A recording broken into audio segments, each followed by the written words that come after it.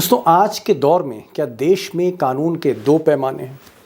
मसलन मोदी जी का अगर कोई दुश्मन है, राजनीतिक दुश्मन है, अगर उसके खिलाफ कोई सबूत नहीं, कोई साक्ष्य नहीं, तो भी एजेंसी उसे चुटकियों में दबोच के जेल भेज देती है। और अगर मोदी जी का कोई आदमी है, मोदी जी का कोई दोस्त है, तो भले ही उसके खिलाफ सबूत हो, उसके खिलाफ संगीन आरोप हो, उसने बड़ी गलतियां की हों, तो इस देश की जो एजेंसियां हैं उनकी हिम्मत नहीं होती उन पर हाथ रखने की। सवाल इस बात का है कि क्या मोदी जी के आदमी इस देश में कानून से ऊपर हैं?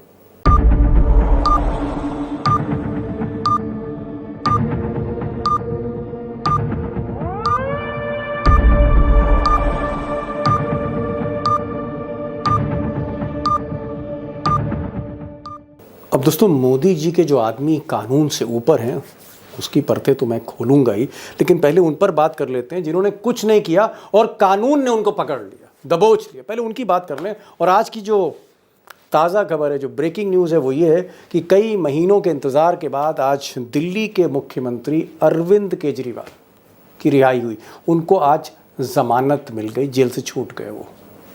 न्याय व्यवस्था को कमजोर करने की कोशिश की जा रही है, जजों को डराया धमकाया जा रहा है। अब केजरीवाल की रिहाई से पहले तेलंगाना के पूर्व मुख्यमंत्री केसीआर, बड़े नेता दक्षिण भारत के, उनकी बेटी कविता को इसी सुप्रीम कोर्ट ने जमानत दे दी थी, रिहा कर दिया था। और अगर आप कविता से पहले देखें तो Manish Sisodia, deputy chief minister Delhi के, उनकी रिहाई हो गई। मनीष सिसोदिया से पहले संजय सिंह की रिहाई हुई। अब सवाल इस बात का है कि इन नेताओं की जो रिहाई है ये बड़ी बात नहीं है, इनको जमानत देना बड़ी बात नहीं है। बड़ी बात यह है कि बिना सबूत के, बिना किसी साक्ष्य के इन नेताओं को गिरफ्तार क्यों किया गया था। रिहाई बड़ी चीज नहीं है, गिरफ्तारी बड़ी बात है, गिरफ्तारी बड़ी बात है। अब दोस्तों, आज सुप्रीम कोर्ट ने केजरीवाल को बेल देते समय, जमानत देते समय सीबीआई की जैसे छीछा लेदर कर दी हो। इतनी तल्ख टिप्पणियां की हैं जो शायद सीबीआई पर पहले कभी नहीं हुई होंगी। अब मैं बहुत तफसील से नहीं जाऊंगा, लेकिन जजेस ने 3 बड़ी बातें सीबीआई के बारे में कही। हमारे देश की सबसे प्रीमियर इन्वेस्टिगेशन एजेंसी, जिस पर कभी नाज होता था, उसके बारे में 3 प्रमुख बातें की। नंबर एक बात सुप्रीम कोर्ट ने यह कही कि केजरीवाल के खिलाफ कोई सबूत इकट्ठा नहीं कर पाई CBI. No evidence against CBI, ये एक बड़ी बात कही। और दूसरी बात ये कही सुप्रीम कोर्ट ने कि केजरीवाल को सीबीआई ने गिरफ्तार क्यों किया। 22 महीने से चुप बैठी थी, अचानक जब ईडी से बेल मिल गई तब सीबीआई ने गिरफ्तार क्यों किया। इशारा सीधे सीधे टाइमिंग पर है, पॉलिटिकल प्रेशर की तरफ है। और जो तीसरी बात है वो और भी इम्पॉर्टेंट है। हो सकता है कि जो सीबीआई के डायरेक्टर हों या सीनियर ऑफिसर्स, उनको आज रात में नींद ना आए। सुप्रीम कोर्ट ने कहा कि इस केस में कोई दम नहीं है। ये केस रजिस्टर किया गया है जिसमें दर्जनों नेता आपने अंदर कर दिए, इसमें कोई दम नहीं है। अब दोस्तों, यहीं से आज का सबसे बड़ा सवाल कि अगर केजरीवाल या सिसोदिया या कविता, इनके खिलाफ कोई सबूत नहीं थे, केस में दम नहीं था, मेरिट नहीं था अगर केस में, तो फिर इस केस की फाइल क्यों खोली गई, ये केस फिर रजिस्टर क्यों किया गया, क्यों रजिस्टर किया गया ये केस। और फिर लेफ्टिनेंट गवर्नर, ये जो लेफ्टिनेंट गवर्नर साहब हैं विनय कुमार सक्सेना, जो मोदी जी के बड़े खास हैं गुजरात के दिनों से, फिर इन्होंने इस कमजोर केस की पैरवी क्यों की।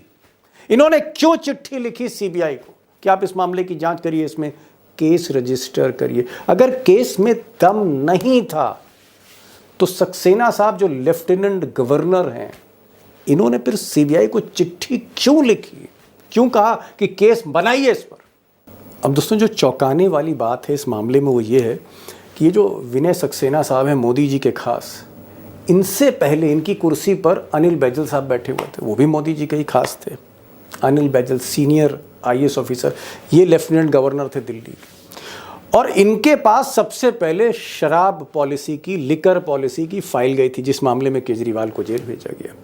अब बैजल साहब ने एक एक पन्ना पलटा, पूरी पड़ताल की, इनको कुछ मिला नहीं, तो इन्होंने कोई जांच रिकमेंड नहीं की। और यहाँ पर एक चीज़ मैं बताना चाहूँगा कि अनिल बैजल का जो प्रोफाइल है 10 गुना बड़ा है विनय सक्सेना। बड़े सीनियर आईएएस ऑफिसर रहे, बड़ी जिम्मेदारियां संभाली, अटल बिहारी वाजपेयी के बड़े प्रिय थे और एक ईमानदार छवि थी।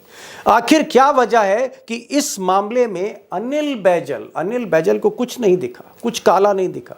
उन्होंने क्यों नहीं सीबीआई को चिट्ठी लिखी? उन्होंने इस मामले में केस रजिस्टर करने को क्यों नहीं कहा मिस्टर बैजल ने?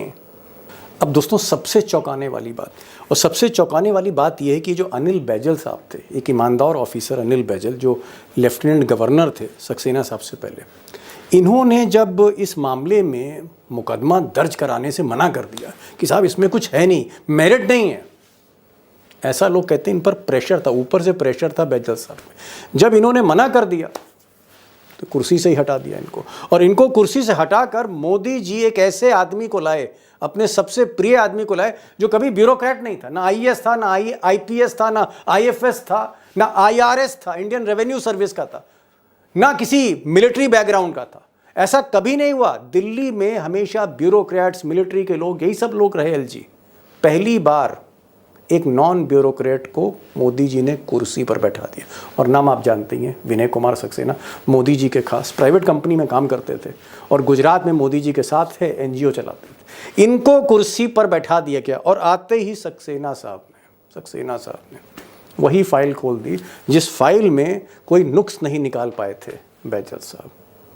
उसी फाइल में इन्होंने सीबीआई को चिट्ठी लिख दी, और चिट्ठी लिख के आपको पता ही क्या हुआ फिर, गिरफ्तारी पर गिरफ्तारी, गिरफ्तारी पर गिरफ्तारी, कोई सबूत नहीं, एक पैसा बरामद नहीं, 100 करोड़ से ज़्यादा के इल्ज़ाम करप्शन के।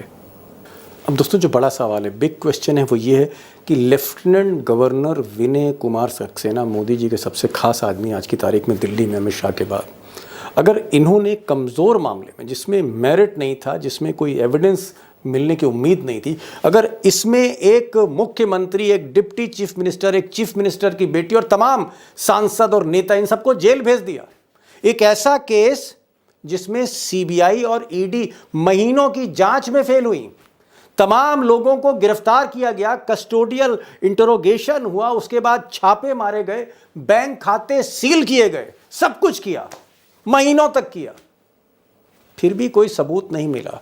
तो एक कमज़ोर मामले को जिसमें सीबीआई और ईडी जैसी बड़ी एजेंसियां फेल हुई, कि इसकी पड़ताल होनी चाहिए कि ऐसा क्यों किया गया।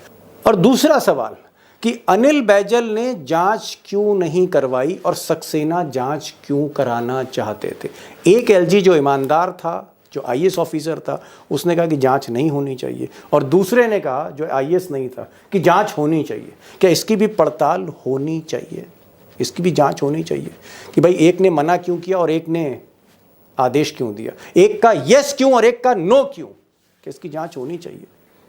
और सबसे बड़ा सवाल, क्या केस इसलिए बनाया गया क्योंकि कुछ नेताओं को जेल भेजना था, किसी सरकार को डिस्टेबलाइज करना था, हिला देना था उसकी नींव को? क्या नेता को जेल भेजने के लिए केस बनाए जा रहे थे? यानी जो कुछ इमरजेंसी के दौरान हो रहा था, वही अब हो रहा है। अब दोस्तों हमारी और आपकी तो कोई बिसाती नहीं है अगर बड़े बड़े नेता, मुख्यमंत्री, उप मुख्यमंत्री, ऐसे लोगों को बिना किसी मेरिट, बिना किसी सबूत के अगर कमज़ोर मामलों में जेल भेजा जा रहा है, गिरफ्तार किया जा रहा है, उनके खिलाफ केस बनाए जा रहे हैं। आप यूं कह सकते हैं कि पहले नेता ढूंढ लिया और फिर उस नेता के हिसाब से केस बना दिया, यानी पहले गर्दन ढूंढी और फिर फंदा बनाया कसने के लिए। अगर इस तरह का खेल हो रहा है, न सिर्फ दिल्ली में, झारखंड में हेमंत सोरेन के साथ यही हुआ, अनिल देशमुख होम मिनिस्टर थे महाराष्ट्र के, उनके साथ ऐसा हुआ, एक लंबी फेरिस्त है, इस तरह के कई नेता अलग अलग पार्टियों के जेल भेजे गए। इसके पीछे क्या वाकई सरकार में, सरकारी एजेंसियों में एक प्रेशर है? और क्या ये बात सही है कि जो मोदी के आदमी होते हैं वहाँ पर कानून खामोश हो जाता है, वो कानून से बड़े? मुझे लगता है गंभीर विषय है, और दो खास मेहमान हैं, अशोक वानखेड़े टाइगर, बेखौफ बोलते हैं, लखेड़ा साहब उनसे भी ज़्यादा बेखौफ बोलते हैं। इन दोनों जर्नलिस्ट को सुनिए, एक सेकंड ओपिनियन बनाइए। मैंने जो बात आपके सामने रखी उसके अलावा एक दूसरा नज़रिया भी देखिए। टाइगर, जो पहला सवाल ये है कि अगर आप इस पूरे केस को देखें कि जिस केस में सब लोग छूटते चले जा रहे हैं, गवाह छूट गए, आरोपी छूट गए, उसमें मुख्यमंत्री केजरीवाल को छोड़ दिया गया, उसमें संजय सिंह को छोड़ दिया गया, मनीष सिसोदिया को छोड़ दिया, लाइन लगी है छूटने वालों की, और कोई सबूत नहीं है, कोई बरामदगी नहीं। इसका मतलब केस में दम नहीं था। तो केस बनाया किसने? केस तो लेफ्टिनेंट गवर्नर ने बनाया ना। मैंने केस आपको लेफ्टिनेंट गवर्नर ने बनाया। आप तो ही के ये जो सवाल लेफ्टिनेंट गवर्नर मोदी जी के जो आदमी है, जिनकी तस्वीर आप स्क्रीन पर देख रहे हैं, इन पर कोई कुछ नहीं क्यों नहीं बोला? मैं इन दीपक पर भाई यही कह बोलने रहा हूं की आप। कोई हिम्मत क्यों नहीं कर रहा है सक्सेना अरे साहब जब पर? मैं वही तो कह रहा हूं, जब गवर्नर पे बोल सकते हो आप, जब गवर्नर पे टिप्पणी हो सकती है तो लेफ्टिनेंट गवर्नर पे क्यों नहीं हो सकती? महाराष्ट्र का मैंने पैरेलल अभी ड्रॉ करके बताया। कोश्यारी साहब पे क्या टिप्पणी की थी सर्वोच्च न्यायालय ने? ये टिप्पणी आज मुझे एक बात बताइए, क्या बैजल साहब ने मना किया इसलिए उनको हटाया गया? अनिल बैजल को क्यों हटाया गया? क्या बैजल साहब ने, अनिल बैजल साहब के साथ, मेरा जो जानकारी है, अनिल बैजल के साहब के सामने भी एक प्रस्ताव आया था कि आप सीबीआई की इंक्वायरी करिए ये शराब कांड में, उन्होंने मना कर दिया कि केस नहीं बनता है। केस नहीं बनता है। ये जो आदमी है, कल खादी ग्रामोद्योग मंडल चलाता था, उसको आपने दिल्ली का भविष्य सौंप दिया, दिल्ली का भाग्य विधाता बना दिया है। ये दिल्ली के लेफ्टिनेंट गवर्नर है कि ये बीजेपी के लेफ्टिनेंट गवर्नर है, ये समझने की कोशिश होनी चाहिए। ये लेफ्टिनेंट गवर्नर पीके लेफ्टिनेंट गवर्नर है, ये समझने की कोशिश। ये मेरे लेफ्टिनेंट गवर्नर नहीं हो सकते। मैं दिल्ली का रहवासी हूं, ये मेरे लेफ्टिनेंट गवर्नर नहीं हो सकते, क्योंकि मेरे लेफ्टिनेंट गवर्नर ऐसे डिसीजन नहीं लेते। जिस केस में सर पैर कुछ भी नहीं है, और आप उस पर बोलते हो कि सीबीआई की इंक्वायरी करो। सीबीआई खाली बैठी है क्या? क्योंकि केजरीवाल की सरकार है, आपके विपक्ष की सरकार है, तो आप सीबीआई की इंक्वायरी करोगे। इसके पहले गुजरात में 3,000 करोड़ का रिफंड मांगा है गुजरात सरकार ने अडानी से, वो क्लियर कट मनी लॉन्ड्रिंग का केस बनता है। वहां के राज्यपाल क्या इतने अनपढ़ है कि उनको समझ ही नहीं आ रहा है? तब सीबीआई की इंक्वायरी क्यों नहीं की? गुजरात में इतने बिल पेश किए गए, कोयला जो खरीदा गया उसमें हायर प्राइस पे, सरकार ने 3,000 करोड़ रुपए मांगे अडानी को। एक गुजरात गवर्नमेंट टू अडानी का लेटर है टाइगर। तो वहां जहां स्कैंडल है, मैंने क्या कहा, हम ये मानते हैं कि इस देश में एक फॉल्ट है कि जो राजनीतिक दल केंद्र में सत्ता में होता है वही राज्यपाल नियुक्त करता है, लेकिन जो राज्यपाल पद पे बैठता है उसको पद की गरिमा रखनी चाहिए। आप एक पार्टी के विचारधारा के लोग हो सकते हो, लेकिन उस पार्टी के कैडर बन के यदि आप राज्यपाल पद पे बैठोगे तो उस राज्यपाल पद की तौहीन। जी आप सरकार का एजेंडा मत चलाइए, आप दिल्ली गवर्नमेंट का एजेंडा आम आदमी के लिए चलाइए, कॉमन इंसान के लिए चलाइए। जी, बड़ी बात। लेकिन आपका एजेंडा मात्र विपक्ष की सरकार को ध्वस्त करना है, डिस्क्रेडिट करना है, उन्हें लगातार तकलीफ देके कोर्ट के चक्कर कटवाने हैं। यदि इस एजेंडे के साथ आ रहे हैं तो फिर वो लेफ्टिनेंट गवर्नर का काम नहीं है। बड़ी बात कही टाइगर ने दोस्तों ये कहा कि ये जो मामला था शराब का, इस पर जो पहले वाले लेफ्टिनेंट गवर्नर थे अनिल बैजल साहब, उनसे कहा गया कि मुकदमा दर्ज कराइए। जब उन्होंने मुकदमा दर्ज नहीं किया, उनका भाई केस बनता नहीं, इसमें दम नहीं है, तो मोदी जी ने अनिल बैजल से इस्तीफा ले लिया, वो हट गए। उसके बाद मोदी जी अपना एक और भरोसेमंद, डबल भरोसेमंद वाला आदमी विनय सक्सेना लेके आए, जो उनके गुजरात से साथ जुड़े हुए हैं, हालांकि रहने वाले उत्तर प्रदेश के सक्सेना साहब हैं। फिर सक्सेना साहब से कहा गया कि भाई ये केस बनाइए, और सक्सेना साहब ने ऐसी बीन बजाई कि आज तक बीन बज रही, सबकी बज रही है, ईडी और सीबीआई की बीन बज गई। लखेड़ा साहब, एक लेफ्टिनेंट गवर्नर कह रहा है कि साहब ये तो केस नहीं बनता, उसको हटा दिया जाता है, और दूसरा वाला जब केस बनाता है तो केस अदालत में कहीं स्टैंड नहीं करता, ईडी सीबीआई चक्कर घिन्नी की तरह नाचती रहती है, उनको कुछ मिलता नहीं। आपको क्या लगता है कि ये जो मामला है, सीधे सीधे लेफ्टिनेंट गवर्नर ने किन परिस्थितियों में ये केस बनाया, उसकी जांच होनी चाहिए? देखिए, हम लोग गलतफहमी में हैं, और इस मुद्दे पर कि लेफ्टिनेंट गवर्नर तो एक मुखौटा है, एक प्यादा है। ओहो, गवर्नर एक कोश्यारी एक मुखौटा था, एक प्यादा था। जो रिमोट कंट्रोल था, रिमोट कंट्रोल से फोकस हटा के ये जो मुखौटों पर हमने फोकस कर दिया, तो मुझे लग रहा है कि जो रिमोट कंट्रोल जो कर रहा है अमित शाह, गृह मंत्री और प्राइम मिनिस्टर का ऑफिस, मोदी जी का दफ्तर, पीएमओ, यहां से जब दिल्ली की जनता ने आपको हरा दिया, पहले हराया तो आपको 3 सीटें मिली, दूसरी बार हराया तो आपको 7 8 7 सीटें मिली, तो सिचुएशन ये होगी कि जब जनता ने आपको हरा दिया तो फिर आपने जांच एजेंसियों को ये जिम्मा सौंप दिया, चाहे वो ईडी हो, चाहे वो सीबीआई हो, चाहे वो इनकम टैक्स हो, कि विपक्षी पार्टियों से अक्रॉस द कंट्री, चाहे वो डीएमके हो, चाहे वो समाजवादी पार्टी हो, चाहे वो जेएमएम हो, चाहे वो तेजस्वी यादव हो, फारूक अब्दुल्ला हो, पंजाब के पॉलिटिशियन हो, हरियाणा के पॉलिटिशियन हो, ये तमाम पॉलिटिशियन के खिलाफ एक पैन इंडिया बेसिस पर आपने कैंपेन शुरू किया, क्योंकि आपके पास प्रचंड बहुमत है तो आप जो मर्जी करें।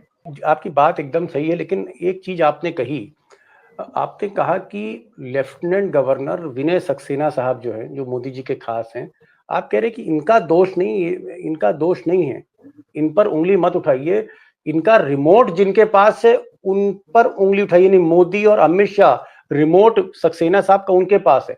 तो क्या मैं ये मानूं, आप जो बोल रहे हैं कि सारा का सारा केस ये प्राइम मिनिस्टर ऑफिस से या अमित शाह के दफ्तर से बना के भेजा गया और एलजी ने सिर्फ साइन कर दिया, आप ये कहना चाह रहे हैं? यकीनी तौर पर कह रहा हूं मैं, ये देखिए, जो ईडी कंट्रोल में किसके है? ईडी एलजी सक्सेना के कंट्रोल में, तो बीके सक्सेना के कंट्रोल में तो नहीं है। ईडी को कौन कंट्रोल करता है? होम मिनिस्ट्री कंट्रोल करती है। सीबीआई को कौन कंट्रोल करता है? होम मिनिस्ट्री और प्राइम मिनिस्टर ऑफिस कंट्रोल करते हैं। इनकम टैक्स किसके कंट्रोल में है? फाइनेंस मिनिस्ट्री और होम मिनिस्ट्री के कंट्रोल में है। जी पीएमएलए के कौन कंट्रोल करता है कि पीएमएलए में इनको जेल जमाना? ये जो कानून पास किया पीएमएलए का कि साहब जब तक जांच चलती रहेगी तब तक ये आदमी जेल में बंद रहेगा। तो सवाल ये है कि ये जो नादिर शाही चल रही है, ये जो अनार्की चल रही है, ये जो ताना, जितने भी कानून का बेजा इस्तेमाल हो रहा है, संस्थाओं का बेजा इस्तेमाल हो रहा है, जांच एजेंसियों का बेजा इस्तेमाल हो रहा है, ये कौन कर रहा है? ये किस लिए हो रहा है बेजा इस्तेमाल? तो सवाल ये है कि क्या लोकतंत्र में, डेमोक्रेसी में कोई फंडामेंटल राइट है नागरिकों के कि नहीं है? टाइगर, एक तरफ तो जो जज साहब हैं सुप्रीम कोर्ट के, वो कह रहे हैं साहब सीबीआई ने मतलब ये जो केस बनाया इलीगल बनाया, इस केस में दम नहीं है। जस्टिस भुवन कह रहे हैं कि साहब ये तो केस ही इलीगल है, इसका तो कोई मतलब ही नहीं। तो एक तरफ तो सीबीआई की आलोचना हो रही है, ईडी की आलोचना हो रही है, लेकिन दूसरी तरफ वो कह रहे हैं साहब केजरीवाल मुख्यमंत्री के दफ्तर नहीं जा सकते, केजरीवाल के बॉस अभी भी लेफ्टिनेंट गवर्नर होंगे, वो जो फाइल पे साइन करेंगे वही फाइल जो है केजरीवाल देख सकते। तो आप फिर से केजरीवाल को बौना बना रहे हो और लेफ्टिनेंट गवर्नर को आप ताकतवर बना रहे हो। अभी भी लेफ्टिनेंट गवर्नर, ऐसा तो लग रहा है कि जैसे ये केस जो है कहीं ना कहीं बेल तो दी गई, लेकिन बीजेपी के नजरिए से बेल दी जा रही है। सर्वोच्च न्यायालय ने जब दिल्ली गवर्नमेंट को कुछ अधिकार दिए थे, ये बोलते हुए कि इलेक्टेड गवर्नमेंट है ये, उसके बाद मोदी जी की सरकार ने एक कानून लाया एनसीआरटी, और उस कानून के तहत एलजी के राइट बढ़ाए, तभी सुप्रीम कोर्ट ने उस पर इंटरवेन करना था। सुप्रीम कोर्ट अपने फायदे के लिए तो तुरंत इंटरवेन करता है। जब कॉलेजियम के खिलाफ जजों का अपॉइंटमेंट के लिए बिल आया, सुप्रीम कोर्ट ने तुरंत उसको इलीगल घोषित कर दिया, क्योंकि उन पे आंच आ रही थी। सुप्रीम कोर्ट को तो पूरा देश देखना है। क्या इलेक्टेड गवर्नमेंट की सारी फाइलें एलजी के तरफ आएगी? ये जो कानून बना, क्या ये गैर कानूनी नहीं था? यदि सर्वोच्च न्यायालय का ये डिसीजन कहता है कि ये इलेक्टेड गवर्नमेंट है, इनको जवाबदेही है लोगों के प्रति, इसलिए कौन अधिकारी कहां काम करेगा, ये अधिकार राज्य सरकार का है। उसके बाद केंद्र सरकार कानून लाती तो उस कानून को आपने इलीगल क्यों नहीं घोषित किया? आप किस बात का इंतजार कर रहे हैं? मैंने इसीलिए कहा कि जो 1997 में जो कल जिक्र किया था उमाकांत जी ने, जो इनका चार्टर बना था, उसमें पहली लाइन है, सिर्फ न्याय देना महत्वपूर्ण नहीं है, न्याय हुआ ये दिखना चाहिए। जी, आपने न्याय दे दिया कि दिल्ली सरकार के अधिकार है, आपने क्या किया? नहीं किया। लखेड़ा जी बिल्कुल सही कह रहे हैं कि भाई इनका रिमोट किसके हाथ में है, लेकिन रिमोट को कब तक वो हाथ में है, रिमोट कब समझ में आ जाएगा? जब रिमोट, जो टीवी है, रिमोट से चलना बंद करेगा तो हम पूछते हैं रिमोट किसके हाथ में। आपको सबसे पहले ईडी सीबीआई के अधिकारी को जब तक आप एफआईआर दर्ज नहीं करते हो, लोगों को प्रताड़ित करने के लिए, कोर्ट की अवमानना करने के लिए बार बार बताने के बावजूद भी बाज नहीं आते, जिस दिन अधिकारी जेल जाएंगे ईडी सीबीआई के, उस दिन वो कोई भी आदेश मौखिक रूप से नहीं मांगेंगे, रिटर्न में मांगेंगे।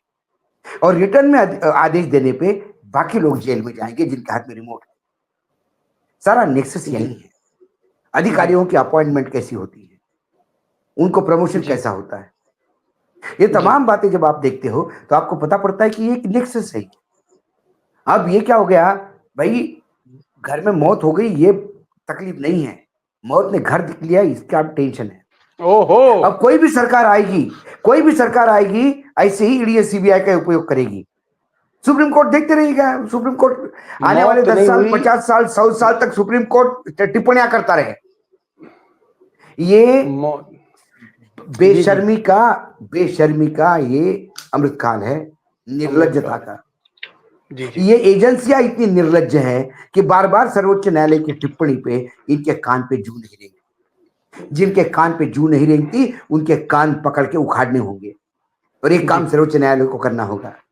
और जैसा गवर्नर महाराष्ट्र पे टिप्पणी हुई है, वैसी लेफ्टिनेंट गवर्नर पे टिप्पणी होनी अनिवार्य थी, क्योंकि सीबीआई का मामला लखेड़ा साहब के पास प्रपोज किया था, वो किया था लेफ्टिनेंट गवर्नर जी ने। जी, मैं आप ये जवाब दे चुके। मैं लखेड़ा साहब के पास आ रहा हूँ, लेकिन एक छोटा सा सवाल मैं टाइगर से जरूर करूंगा। टाइगर, अगर देश के प्रधानमंत्री जो सरकार के मुखिया हैं और देश के सबसे बड़े जज, अगर ये घर में आरती उतार रहे हैं, घंटी बज रही है, तिलक लग रहा है, प्रसाद खाया जा रहा है, कमरा बंद है, अगर देश का चीफ जस्टिस और देश का प्रधानमंत्री आरती उतार रहे हैं साथ साथ, तो आपको लगता है कि सुप्रीम कोर्ट के बाकी जो जजेस हैं या हाई कोर्ट के जो बाकी जजेस हैं, वो कहीं स्टैंड ले पाएंगे, वो भिड़ पाएंगे ऐसी सत्ता से? कैसा भिड़ पाएंगे बॉस? नहीं भिड़ पाएंगे, कहीं नहीं भिड़ पाएंगे। आप एक चैनल में बहुत बड़े पोस्ट पे रह चुके हो, उमाकांत जी एक अखबार में बहुत बड़े पोस्ट पे। यदि आपके मालिक और संपादक ही नेताओं के घर में पत्तल उठाने लगेंगे और उनकी दोस्ती बनाए रखेंगे, तो क्या रिपोर्टर की हिम्मत होगी उस नेता को टेढ़ा सवाल पूछने की? पत्रकारिता की तो हत्या वहीं हो जाती है। न्यायपालिका की हत्या वहीं हो गई, गणपति के वहां पे। गणपति के वहां आरती उतारी गई गणपति जी की, और प्रसाद चढ़ाया गया संविधान का। इस देश के संविधान का प्रसाद चढ़ाया गया वहां पे कि सब मिलके खाओ, कोई मतलब नहीं इसको रखने का। बिल्कुल, ये हुआ है, क्योंकि उसके बाद मैंने कहा आपको 60 दिन है अभी। मैं अभी भी एक जगह दे रहा हूं चीफ जस्टिस को। 60 दिन में चीफ जस्टिस मुझे क्या न्याय दिलवाते हैं? या क्या सरकार के दरबार की जय जयकार कहते हैं और अपना रिटायरमेंट के बाद जगह फिक्स करते हैं, या फिर इतिहास में अपना नाम लिखा के जाते हैं? जी, ये देखने का समय है। अब बिल्कुल सही बात आपने कही टाइगर ने, कि अब समय आ गया है जब चाहे जो कुछ हुआ, आरती हुई या प्रधानमंत्री प्राइवेट फंक्शन में शामिल हुए चंद्रचूड़ साहब के चीफ जस्टिस के, लेकिन चीफ जस्टिस के पास अब मौका है कि वो थोड़ी अपनी ताकत दिखाएं, अपना इकबाल दिखाएं और ऐसे फैसले दें। आज जैसा फैसला नहीं कि चीफ मिनिस्टर जो है वो जो है चीफ मिनिस्टर ऑफिस नहीं जा सकता, तो फिर बेल किस बात की? ये एक बहुत बड़ी बहस हो रही है। आज का फैसला भी कहीं ना कहीं मतलब पूरा खुला फैसला नहीं लगता। लखेड़ा साहब, लास्ट क्वेश्चन, लास्ट मिनट, आखिरी मिनट है।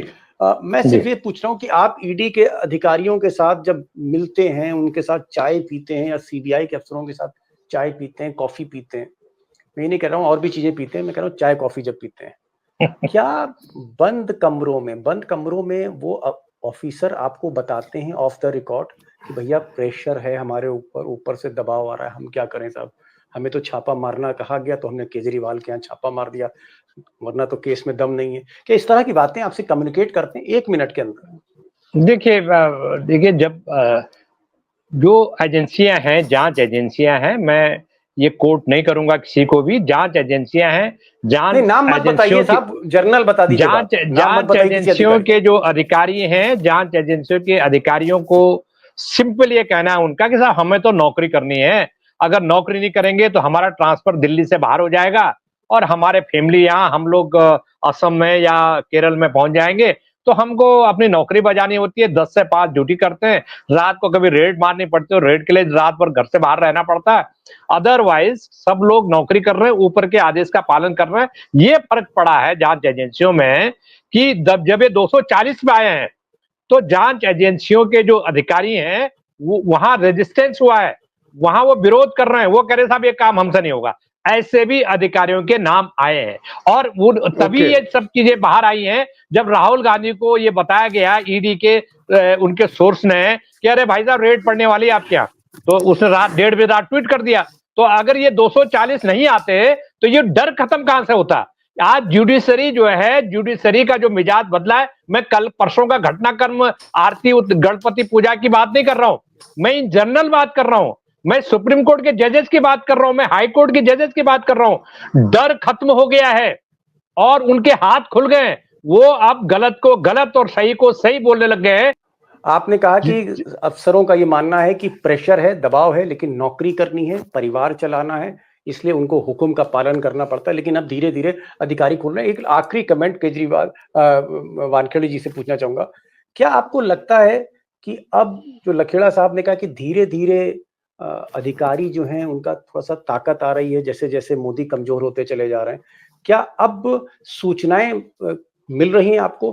क्या टाइगर आपको अब ईडी और सीबीआई से लोग फोन करके बताते हैं कि ऐसा ऐसा हो रहा है, गड़बड़ खबरें मिलनी शुरू हो गई, लीक हो रही खबरें? देखिए, फोन कोई नहीं करता, किसी आए बाय पार्टी वार्टी में मिल जाते हैं, कहीं कहीं किसी शॉपिंग मतलब आपसे बातचीत शुरू कर दी अधिकारियों ने? हाँ, तो बातचीत नहीं, बातचीत करते हैं, छुपके करते हैं, और बाकी बोलते भी है कि बहुत तकलीफ है यार, बहुत गलत काम भी करने पड़ते हैं, लेकिन क्या करो, नौकरी करनी पड़ती, जैसा उन्होंने कहा। कई बार ये भी कहते हैं, लेकिन दो बातें मैं कहता हूँ, क्योंकि 2014 से लेके अभी इतना समय हो गया है कि कुछ घोषित अधिकारी ही संघ की विचारधारा के, कुछ न्यायपालिका में ऐसे न्यायाधीश बैठे कि जो संघ की विचारधारा के। अभी वीएचपी ने एक मीटिंग ली, उसमें 30 पूर्व सुप्रीम कोर्ट और हाई कोर्ट के जस्टिस बैठे हुए थे वीएचपी की मीटिंग में। तो एक बहुत बड़ा लॉट है। उन्हें सरकार कांग्रेस की आती, बीजेपी की आती, ये मतलब नहीं। उन्हें बीजेपी के खिलाफ जो भी है, संघ के खिलाफ जो भी है, वो अपना दुश्मन देखते और वो अपना एजेंडा चलाते। ओके, ये हो रहा है। टाइगर ने और लखेड़ा साहब ने दो बड़ी बातें कही कि प्रेशर है, और जब इनसे ऑफिसर्स मिलते हैं ईडी सीबीआई के तो रोना रोते हैं कि तकलीफ में है और हमारे पर दबाव है, परिवार की वजह से, तनख्वाह की वजह से, बच्चों की वजह से हमें उल्टे सीधे काम करने पड़ते हैं। और लेकिन जो बड़ी चीज, जो एक पॉजिटिव नोट पर मैं इस प्रोग्राम को खत्म करना चाह रहा हूँ, वीडियो को, एक बड़ी चीज इन दोनों एक्सपर्ट्स ने कही कि अब अधिकारी खुलने लगे हैं, फाइलों में क्या चीज है ये अब वो बताने लगे हैं। उन्होंने एक तरह से खबर जो है लीक करना शुरू कर दी, और ये मुझे लगता है कि एक टर्निंग पॉइंट हो सकता है जहां ईडी और सीबीआई का सच सामने आने लगेगा। टाइगर आप आए और लखेड़ा साहब आप आए, और बहुत शॉर्ट नोटिस पर आप आए, इतनी पानी बरस रहा है दिल्ली में, उसके बावजूद आप आए। बहुत बहुत शुक्रिया टाइगर आपका, लखेड़ा साहब आपका बहुत बहुत शुक्रिया इस प्रोग्राम में आने का। Thank you so much sir for joining.